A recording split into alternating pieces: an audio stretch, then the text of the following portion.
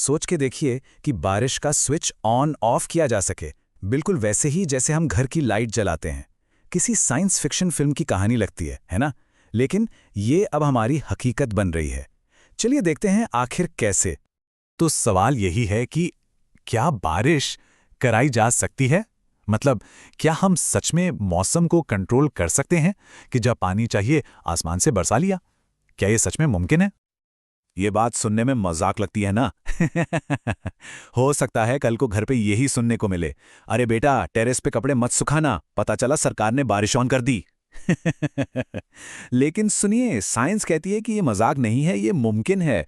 और इस टेक्नोलॉजी का नाम है क्लाउड सीडिंग, जिसे हम आम भाषा में कहते हैं आर्टिफिशियल बारिश। तो साफ बात है, ये कोई जादू टोना नहीं है, इसके पीछे है सॉलिड साइंस। चलिए इसकी साइंस को थोड़ा आसान भाषा में समझते हैं कि आखिर इन बादलों को बारिश के लिए मनाया या नज कैसे किया जाता है। सीधे शब्दों में कहें तो ये बादलों को थोड़ा सा पुश देने जैसा है।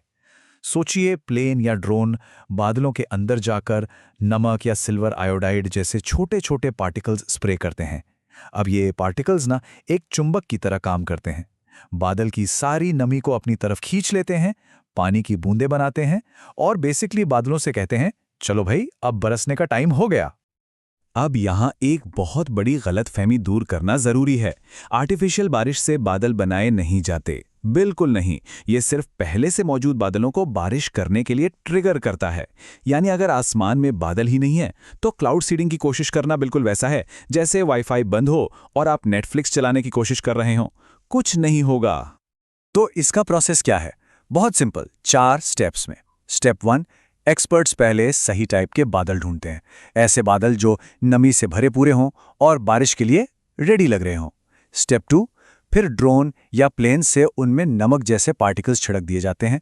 स्टेप 3, ये पार्टिकल्स पानी की छोटी छोटी बूंदों को एक साथ जुड़ने और बड़ा होने में मदद करते हैं। और आखिर में स्टेप 4, जब ये बूंदें इतनी भारी हो जाती हैं कि हवा उन्हें संभाल नहीं पाती, तो ग्रेविटी अपना काम करती है और वो बारिश बनकर नीचे आ जाती हैं। चलिए अब थ्योरी से निकलकर आते हैं एक रियल वर्ल्ड एग्जाम्पल पर, और वो है जयपुर का ड्रोन रेन मिशन। सच में ये एक ऐसी रियल वर्ल्ड साई-फाई स्टोरी है जो इंडिया में हो रही है। तो सवाल उठता है, इसकी जरूरत ही क्यों पड़ी? जरा इमेजिन कीजिए राजस्थान की रामगढ़ झील, जो कभी जयपुर के लाइफलाइन हुआ करती थी, पिछले 20 सालों से ज्यादा से सूखी पड़ी थी, बिल्कुल सूखी। ये एक बहुत बड़े वाटर क्राइसिस का साइन था। ऐसी डेस्परेट सिचुएशन में क्लाउड सीडिंग एक उम्मीद की तरह सामने आई। और ये कोई मामूली सा एक्सपेरिमेंट नहीं था, इसे एक हाईटेक टूल किट के साथ किया गया। सोच के देखिए, एआई से वेदर का एनालिसिस, 10,000 फीट की ऊंचाई तक उड़ने वाले ड्रोन्स, सैटेलाइट ट्रैकिंग और सेंसर्स। ये नेचर के साथ एक हाई स्टेक्स चेस गेम खेलने जैसा था, जिसमें मोहरे थे साइंस और टेक्नोलॉजी के। तो इसका रिजल्ट क्या निकला? एक ट्रायल के बाद राजस्थान गवर्नमेंट ने क्लेम किया कि 0.8 मिलीमीटर बारिश कराई गई। हाँ, माना कि यह नंबर सुनने में बहुत ज्यादा नहीं लगता, लेकिन सोचिए, एक सूखे इलाके के लिए हर एक बूंद अनमोल होती है। लेकिन कहानी में ट्विस्ट यही है। क्रिटिक्स का कहना है, रुको, ये कैसे प्रूव करोगे कि बारिश सिर्फ क्लाउड सीडिंग की वजह से हुई? हो सकता है वो नेचुरल रेन ही हो, जो वैसे भी होने वाली थी। और दोस्तों, यही इस टेक्नोलॉजी का सबसे बड़ा चैलेंज है। और ये जो डिबेट है ना, ये सिर्फ इंडिया तक ही सीमित नहीं है। ये टेक्नोलॉजी और इससे जुड़े सवाल एक ग्लोबल फिनोमेनन का हिस्सा है। पूरी दुनिया में इस पर बहस चल रही है। इंडिया इस रेस में अकेला नहीं है। देखिए, यूएई रेगिस्तान में बारिश बढ़ाने के लिए इसका इस्तेमाल कर रहा है। चीन ने तो बीजिंग ओलंपिक्स के टाइम आसमान साफ रखने के लिए इसका यूज किया था। यूएसए कैलिफोर्निया में सूखे और जंगलों की आग से लड़ने के लिए इस पर बेट कर रहा है। ऑस्ट्रेलिया, थाईलैंड, इजराइल सब लगे हुए हैं। ये एक वर्ल्ड वाइड साइंटिफिक रेस है।